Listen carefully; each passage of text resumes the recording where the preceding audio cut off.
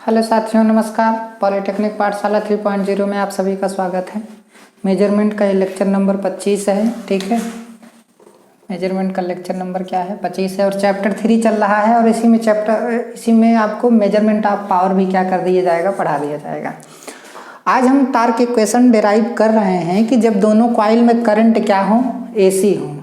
जब AC current होगा तो मान लीजिए I1 बराबर IM साइन थीटा। ये क्या है? ये दोनों क्या है? इंस्टेंटेनियस वैल्यू,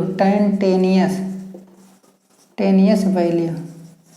ठीक है, देखिए है क्या यहाँ पे कि हम 1 जनवरी से TG2 का बैच चालू कर रहे हैं। ठीक है, तो उसमें हम AC सर्किट बहुत अच्छे तरीके से आप लोगों को पढ़ाएंगे।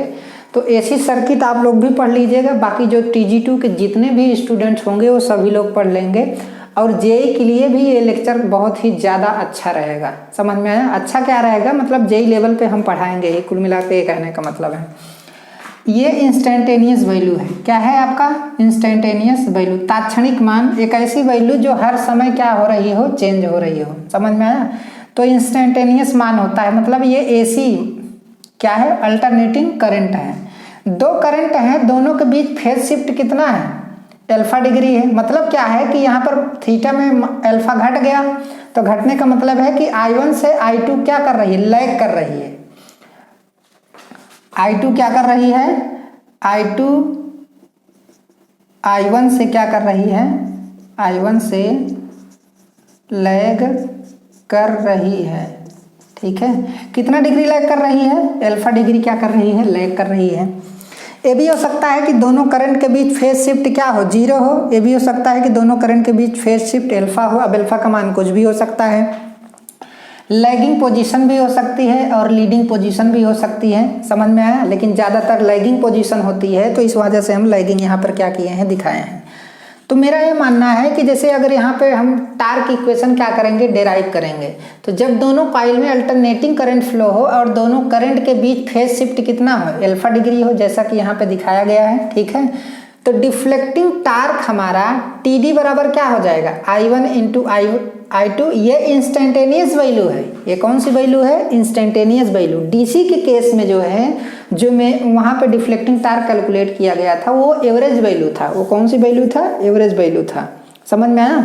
और एक चीज़ ये भी जान लीजिए कि डिफ्लेक्टिंग टार्क जो होता है वो हमेशा एवरेज टार्क होता है, कभी भी RMS टार्क नहीं होता है। वो क्या होता है? एवरेज टार्क होता है। अब यहाँ पे I1 का मान आप रख दीजिए I1 साइन थीटा, फिर I2 का मान रख दीजिए IM2 साइन थीटा माइनस क्या हो जाएगा? अल्फा हो जाएगा। धीरे धीरे इसे क्या करेंगे, आप आगे डेराइव करेंगे। तो यहाँ पर IM1 IM2 को क्या कर लेंगे? अलग कर लेंगे। 2 साइन थीटा और साइन थीटा माइनस अल्फा। जैसे आप पढ़े होंगे कि 2 साइन A और साइन क्या B का फार्मूला आप पढ़े होंगे। समझ में आया? तो इसका मान आप यहाँ पे क्या कर देंगे? पुट कर देंगे। हम रखे नहीं हैं, हमको यहाँ पे डेरिवेट करने का कोई मतलब नहीं है, और आपको भी एग्जाम में डेरिवेट करने का कोई मतलब नहीं है, लेकिन आप करके देख सकते हैं। हमें वैल्यू पता है कि कितना आएगा। ठीक है, तो जब यहाँ पे देखिए हमने इतना डिराइव किया है, तो इसको ऊपर नीचे 2 से गुणा भाग कर दिए, 2 से गुणा कर दिए, नीचे क्या कर दिए? भाग कर दिए। तो 2 को √2 लिख सकते हैं। तो बताइए कौन सी वैल्यू है? RMS वैल्यू है कि नहीं? ये वर्ग माध्य मूल मान है, तो ये IRMS1 IRMS क्या होगा? 2 होगा। और यहाँ पर जो है आप इसका मान रख दीजिए इस फार्मूले के आधार पर। जब इसका मान आप रख देंगे तो आएगा कितना? देखिए, अब ये जो IRMS1 माने हैं, IRMS2 माने हैं, इसी को हम क्या मानेंगे? इसी को हम मानेंगे I1 और क्या मानेंगे? I2। ये वास्तव में RMS वैल्यू ही होगा। समझ में आया? लेकिन जब इसका फार्मूला रखेंगे, जब डेरिवेशन करेंगे, डेरिवेशन करने के बाद जो है, जो चीज आएगा उसका आप औसत मान निकालेंगे। उसका क्या निकालेंगे? औसत मान। पहले तो ये फार्मूला रखेंगे, क्या रखेंगे? पहले इसका जो है फार्मूला आप रख देंगे। इसमें रखने के बाद यहाँ पर जो आएगा इतने का आप क्या निकालेंगे? औसत मान निकालने पर। तो औसत मान निकालेंगे तो यहाँ पे आता क्या है, मैं आपको दिखा दूं कि बराबर आपका I1 I2 और क्या आएगा? cos अल्फा आएगा। तो डिफ्लेक्टिंग टार्क TD बराबर यहाँ पर आपका DM अपान क्या आ जाएगा? D थीटा आ जाएगा। तो ये फार्मूला आके डेवलप होता है। तो ये एवरेज टार्क होता है। ये कौन सा टार्क होता है आपका? Average torque. टार्क हमेशा एवरेज ही होता है, कभी भी RMS वगैरह नहीं होता है। मैक्सिमम हो सकता है, एवरेज हो सकता है, लेकिन ये टार्क क्या है?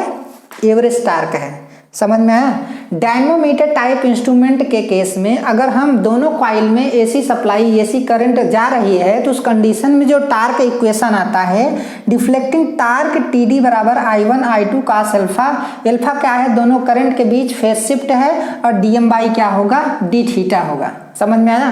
तो आप यहाँ पे क्या काम करेंगे कि इस फार्मूले के अनुसार यहाँ पे रख देंगे, उसके बाद उसका औसत मान निकालेंगे। आप जब औसत मान निकालेंगे तो कैसे निकालेंगे, यहाँ पर हम आपको थोड़ा बता दे रहे हैं, लेकिन आप जान लीजिए कि ये एसी के केस में आपका डिफ्लेक्टिंग टार्क का क्या आता है? फार्मूला आता है।